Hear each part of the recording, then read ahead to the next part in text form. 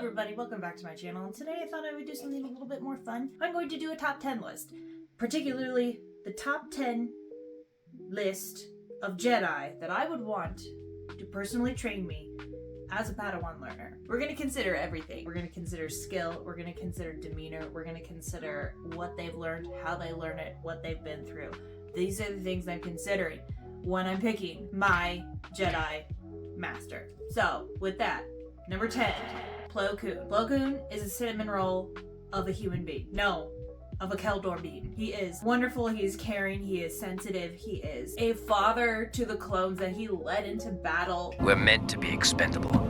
Not to me. Ugh. He's a delightful person. The only reason why he's so low on the list is because he's kind of boring. Of the Jedi that I've selected, he's probably the most milquetoast of them. The most classic Jedi.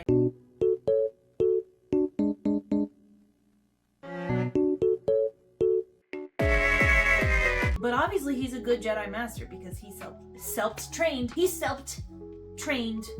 Ahsoka freaking Tano.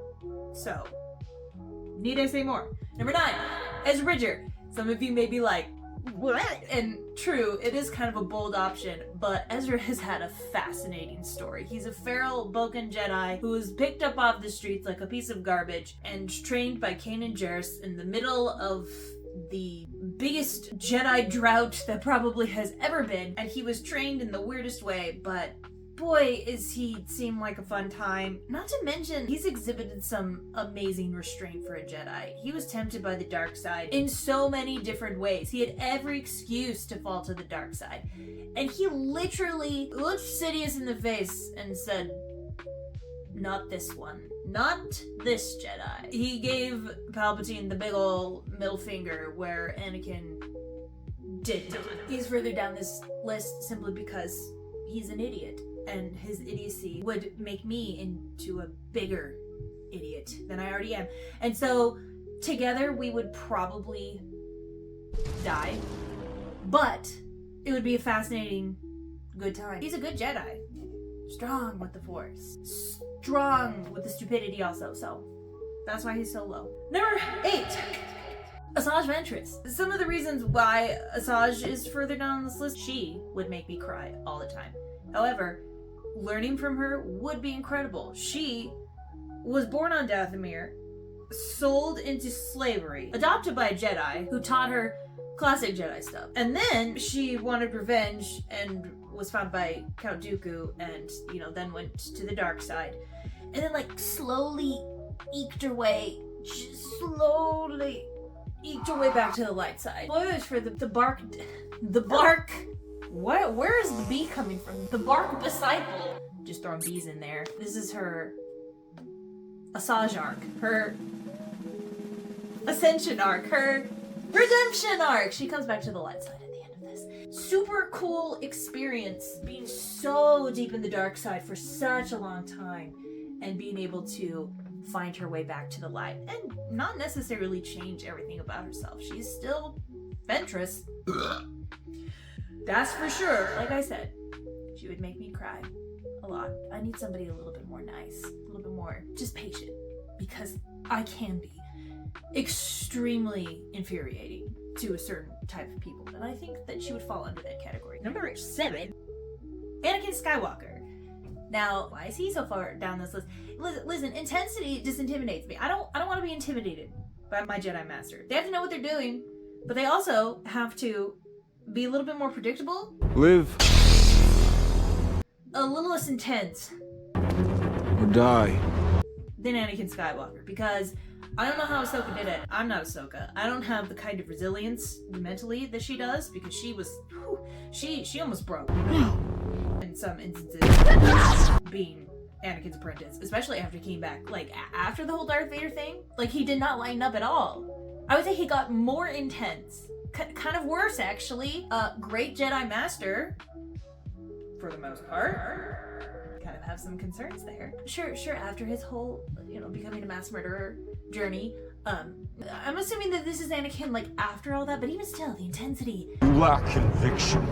It's just a little bit hard for me to look in his eyes and be like, you murdered people. Are Are you gonna kill me too? I don't know how many Sith come back, but it cannot be easy. And he did come back from being a Sith, so that is something to be said. I would just crumble under the crushing weight of intensity that shoots from his eyeballs when he looks at people, because I would be turned into a pile of dust before I would complete my training. Number 6. Oh, I forgot. Luke Skywalker. And probably a lot of you are thinking, why is one of the best Jedi ever probably this far down on the list? And it's because he doesn't know what he's doing. He's never trained anyone before. I'm assuming this is like a slip in right after he's starting his like the time of Grogu. Like me and Grogu would have been close in the training of like what he was doing. I don't think he knows what he's doing. Which he doesn't really. He's trying to rebuild the entire order from the ground up, and it's pretty hard. I need a little bit more structure than that. I mean, that being said, the types of things that I would be able to learn from him having trained through Yoda and Obi-Wan Kenobi, he is a fascinating Jedi, is very powerful. Which, like, can you teach power, though? Certainly he has wisdom, certainly he had an amazing experience with Vader and all of that, but does he know what he's doing? There's the question. And I think the answer would be, we would both be very confused. I'm not willing to be his guinea pig. I mean, Kylo Ren was basically his guinea pig, and look what happened to him. Who knows? Maybe I would go down the same path as Kylo Ren. So that's why he's so low on the list. It makes sense to me. Number 5, Qui-Gon Jinn. Qui-Gon Jinn is like the ideal Jedi. He had the benefit of knowing the ins and outs of teaching Padawans, Padawan learnering, as it were. Basically has a master's degree probably. Maybe? Wait, was he the one who didn't want an apprentice? Did he have more than one?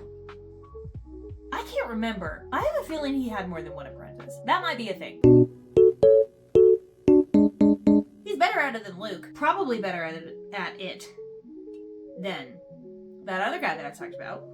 This one. He is calm, he's collected, he's smooth. I've encountered divergence in the Force. He has a better understanding of the Force than I think any of the Jedi did at that time, including Master Yoda. I don't presume to. But you do. When he died, he literally came back and was like, Yoda, I know more than you. And Yoda was like, Get absolutely destroyed, Yoda. that kind of intuition, Don't think. pure intuition with the Force.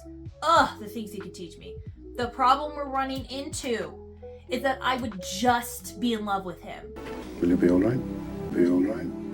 I would wake up in the morning and, I don't know, put my Jedi robes on and brush my teeth and go out there and see him and be like, I shall do what I must, Obi-Wan.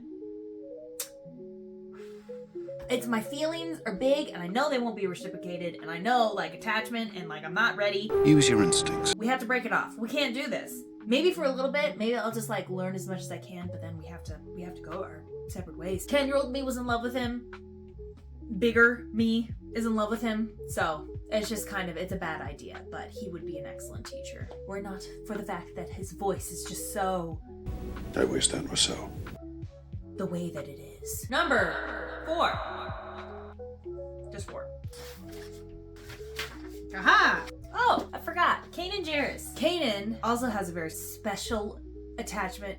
No, not attachment. He didn't have attachments. He figured it out, right? Because he loved Hera, he loved his family, but he wasn't attached to them. He was attached to the Force. Incredible that he discovered this. I need to learn from him because I would not want to give up my family. I would not want to give up love. His understanding of the Force was so deep. He also met the Bendu, which is fascinating.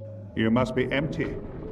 There is only the Force. He went through Order 66, which is traumatizing, but also cool. Like, he fought with clones. I'd want to hear stories about clones. I just think that maybe he would be a little, like, short-tempered. You're not focusing. He's not exactly the most patient. He gets more patient as, like, when things happen to him. There'd be a very small window for him to teach me all of the good knowledge that he learned because he literally becomes the greatest Jedi that I possibly have ever seen. And he was only that way for like a few hours maybe, so that would probably where we would run into problems, is that he would no longer be available to train me. But theoretically would be fantastic, would be great, is my top 4 choice, were it not for certain situations and certain endings of certain shows. which are devastating, but also beautiful and poignant.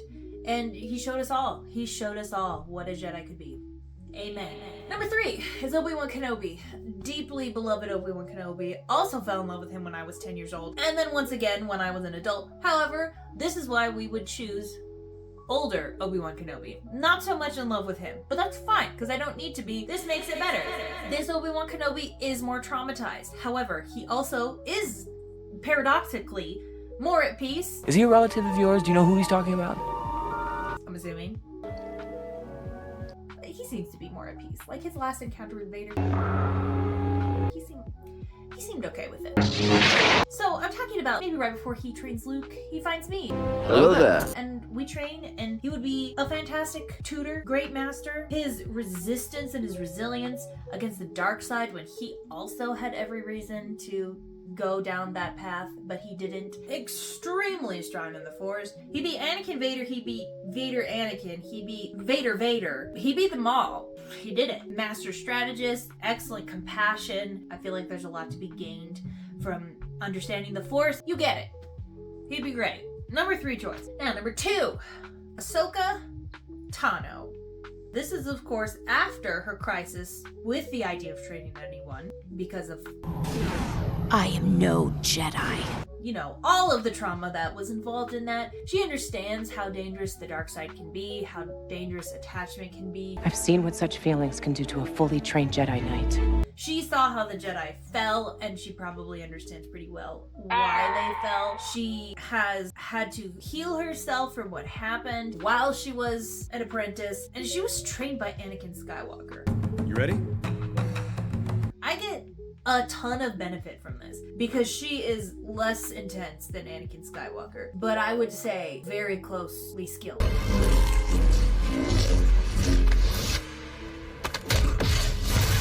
Especially her combat skills, like, are you kidding me? I would be amazing with a lightsaber if she taught me. And then I don't have to go through Anakin.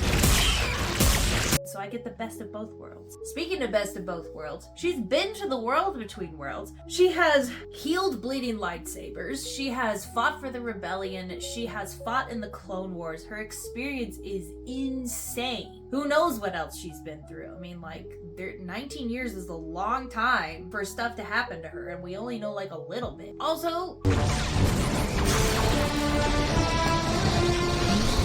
she's just cool. I'm sure you're all wondering who number 1 is, but before we go there, I have a few honorable mentions. Barriss, because of her healing ability, that's super cool. She also had a redemption arc, which is also cool. Mace Windu, simply because very textbook Jedi, very committed Jedi. Yaddle, because she figured stuff out before Yoda did. It is just a shame how things went for her. Honestly, she got it better than Yoda. I'm gonna say it. More focused about Yoda's apprentice. Why was she the one? Anyway, Indara from The Acolyte. She's very calm and collected. Kind of reminds me of like a woman, Qui-Gon Jinn a little bit. Her gravitas and her calm and her confidence. Ooh, she would just make me feel so secure and so safe. And also Rey, because sure, she would have no idea what she was doing either, but she's just so nice. We would have so much fun. I don't know how far we would get, but she would be fun. My first pick for a Jedi, for a Jedi Master, is, hang on, it's not Maul. Wait for it. Not in this book. Wait for it. Oh, sorry, Commander Bly. Avar Kriss from the High Republic. You may now boo if you feel so inclined. If you don't know who Avar Kriss is from the High Republic novels, what are you doing? She's one of the most amazing Jedi I've ever read about. The Jedi in this era are what the Jedi in the Skywalker saga era think they are. They think that they're this cool. The Jedi in the Acolyte think that they're this cool. Because these Jedi were the coolest Jedi. They were the most amazing Jedi. They were the most pure Jedi, as far as I know, according to my own knowledge. These Jedi saved the galaxy from the hyperspace disaster. And Avar Kriss has this incredible ability. She has the ability to basically coalesce all of the Force ability from the surrounding Jedi psychically. In her brain, she calls out to them. She can coalesce their ability into one amazing Force strike. It's so cool. She is amazing. She is the craziest Jedi I've ever heard of because I've never heard of any Jedi having that power before. Swap side Yoda, which I'm pretty sure you were around when she was, but she was better than you. Varkris, please teach me. Please teach me how to be so awesome, so in touch with the Force. She's so empathetic to a fault, I would think, to the point where it's distressing for her sometimes. But I read about her and I was like, she's the one. She would be the one who would be my Jedi Master. So, that is my top 10 candidates for being my Jedi Master. Please let me know in the comments, who is your number 1 pick for your Jedi Master? Let's all be nice to each other because these are just fun opinions to have. I swear I'm working on my next video, but it's like I have to write research papers for a lot of my videos. So have fun. Okay, bye. Center on your anxieties, Obi-Wan. Keep your concentration here and now where it belongs.